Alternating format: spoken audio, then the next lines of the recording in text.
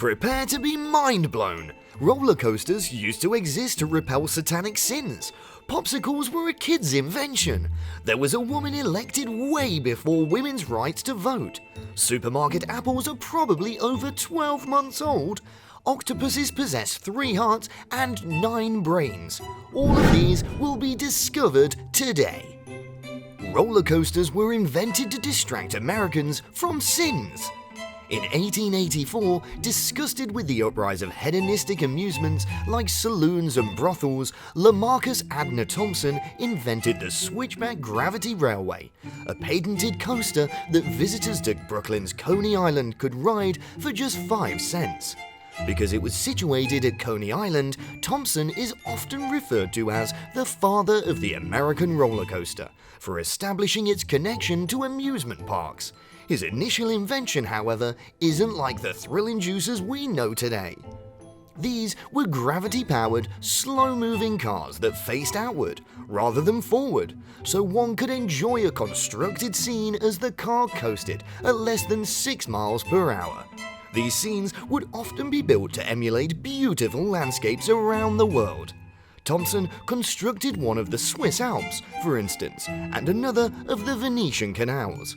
And all of these were to divert attention away from Satan's sins. Ice pops were invented by an 11-year-old by accident. The next time you pop a popsicle in your mouth, think about this. You're enjoying the fruits of an 11-year-old entrepreneur's labor. In 1905, 11-year-old Frank Epperson stumbled onto the now classic summertime staple completely by accident. One afternoon, he had mixed himself a refreshing drink made with powdered soda mix and water. When he headed inside for the night, the young boy inadvertently left his drink sitting out on the porch with a wooden stirring stick still in it. And when he found it the next morning, his sugary drink was frozen solid after an uncharacteristically cold night in the San Francisco Bay Area. Epperson removed the concoction from the glass and tasted his newfound treat using the stirring stick as a handle. Pleased with his serendipitous invention, he later made them for his friends and began peddling the frozen confection he dubbed an Epsicle, a combination of icicle and his name. His business became increasingly flourished. In 1924, Epperson was so encouraged by the reception of his frozen treat that he filed for a copyrighted work on it. Eventually, Epperson's children urged him to change the Ice Pop's name to what they called its Popsicle to Popsicle. Supermarket apples can be a year old. Apples are a safe bet, right? They're healthy, delicious, and can put to various non-gastronomic uses. This time-honored fruit may, alas, have a nasty surprise up its sleeve. You probably didn't give much thought to an apple's journey from the orchard to the supermarket's fruit unit if you regularly purchase apples. As it turns out, that route is more complex than it may first appear.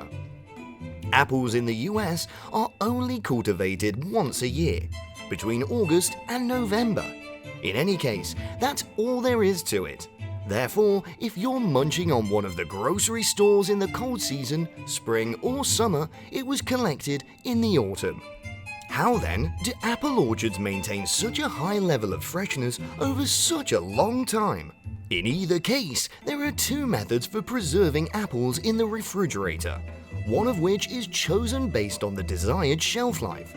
People who cultivate apples store those marked by December in cold storage facilities maintained at 34 to 38 degrees Fahrenheit.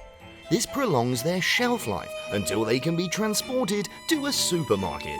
But how about the apples that don't go on sale until after December, but before the following harvest? Those fruit items are stored in a controlled environment or controlled atmosphere. As a result of the low heat and extremely low oxygen conditions, compared to the 21% oxygen found in the natural atmosphere, these apples are in a suspended state. A few apple farmers refer to the low oxygen concentrations as placing them to sleep. Because of the effect on fruit ripening, they are stored there until it is time for their sale. It's impossible to hum while holding your nose. If you want to try, we won't stop you. Try humming along to your best loved melody while grasping your nose. In fact, it could be any song. Perhaps it's timeless children's favorites like Twinkle Twinkle Little Star. Maybe it's a track from Taylor Swift's latest studio effort. But still, it makes no difference since you'll be unable to hum anything, regardless of how hard you strive. Whether you try to hum loudly, softly, lowly, open-mouthed or closed-mouthed, you won't be successful. This fun experiment comes in the same genre as other, did you know, body tidbits falling between a party gimmick and the planet's most benign dare. You can't do this one very basic reason. Try humming again, but don't hold your nose shut. Instead, keep your fingertips in front of your nasal passages to feel the airflow. You're releasing air. That's correct. Humming is an exhalation sound, like speaking, chanting, and even inhaling. Octopuses have 3 hearts and 9 brains. Crazy but true. We can infer that octopuses are clever since they can engage in playful tool use and exhibit other signs of intelligence. But we can't possibly fathom what it's like to own 9 brains. Octopuses possess 9 brains to move their arms around quickly and effectively.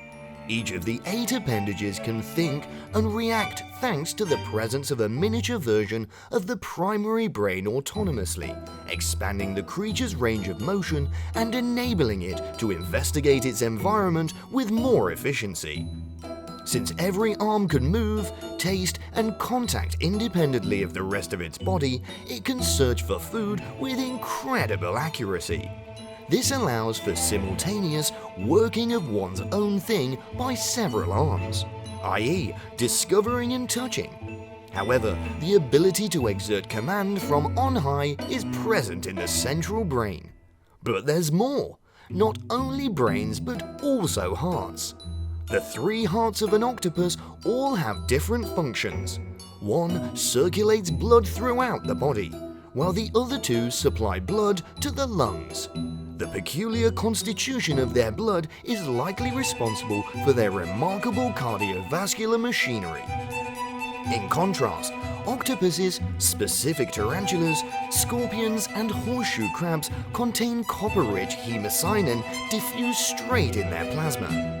This is why their bloodstream is blue. To most animals, which possess iron-rich hemoglobin compacted into red plasma molecules. Simply put, hemocyanin is a poor substitute for hemoglobin in terms of oxygen transportation.